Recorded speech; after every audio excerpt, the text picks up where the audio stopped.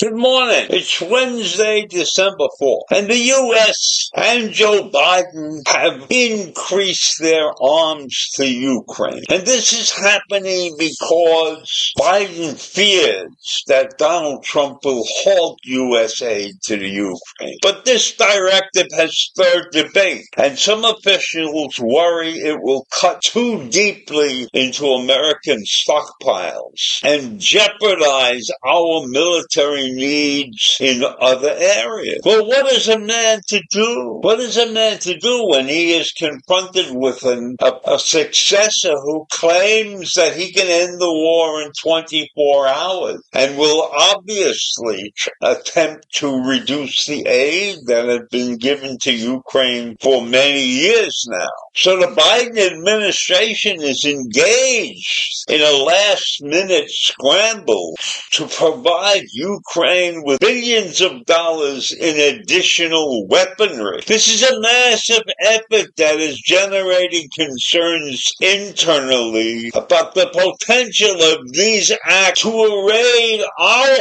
stockpiles, the U.S. stockpiles, and sap resources from other places that might need these resources. This is a lame duck initiative that was spurred in part by Russia's battlefield momentum and a fear among Ukraine's most potent advocates that once President-elect Donald Trump takes office on January 20th, there will be an abrupt shift in the U.S. policy toward the war. And they have good reason to believe that, because Trump believes that he can end this war in those 24 wonderful hours. But some in our administration have taken a look at this situation, and they say that no matter what Washington does, Kiev's military will remain outmatched without far more soldiers to sustain its fight. And here's an interesting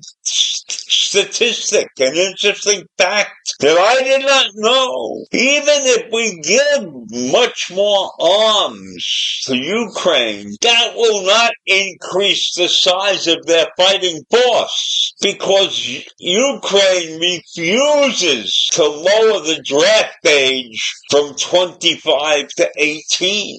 I did not know that the Ukraine's draft age was 25. Seems to me that almost every country in the world has a draft age of around 18. Why does Ukraine insist on a draft age of 25? That's a big problem in raising the size of the army. And in recent weeks, the Russian forces have captured lots of territory in its fastest pace since 2022. And that's causing many in Washington to worry. And administration officials are saying that the end of term weapons push by Biden and his decision to greenlight missile strikes deep into Russian territory and send over anti-personnel landmines, these decisions have long been criticized by human rights groups. But a war is a war, and in order to win a war, you must fight. You can't take these precautionary measures and win war. War is won by scaring the shit out of the enemy and causing them great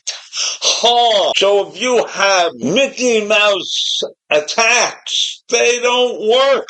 So urging the Ukrainian leaders to use an expansion of their military beyond the 160,000 recruit that Kiev says it needs is critical to winning this war. And our officials have continued to say we're going to keep sending Ukraine weapons and equipment. We know that that is vital, but it's also vital to have manpower at this point.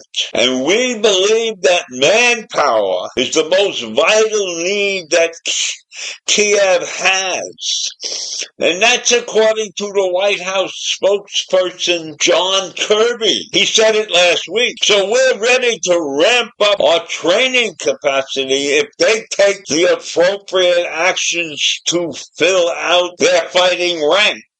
But I don't see how we can continue to dump lots of money and lots of weapons into the Ukrainian pocket, so to speak, if they are not prepared to step up and put their people to work in the fight. So this is a conundrum that Biden is trying to rectify in his last moments in office. And I think the Ukrainian position is a detriment. And except for the fact that Russia is such a dictatorship and Putin is such an evil guy, I would almost be willing to say, forget Ukraine. Tell them to get off their ass and get their people on the front lines, or we're going to stop sending them help. How about that? A terrible thought. Terrible thought to allow Russia to win in such a manner. But Ukraine has to step up to the plate. They can't keep taking money and supplies and not giving the manpower that's required to fight. So I leave you with that this morning. Ukraine, not a solid position right now. And with Trump looming, the whole thing is going to change in a couple of weeks. So I ask you to have a great day if you can. And I'll see you in the morning. Bye.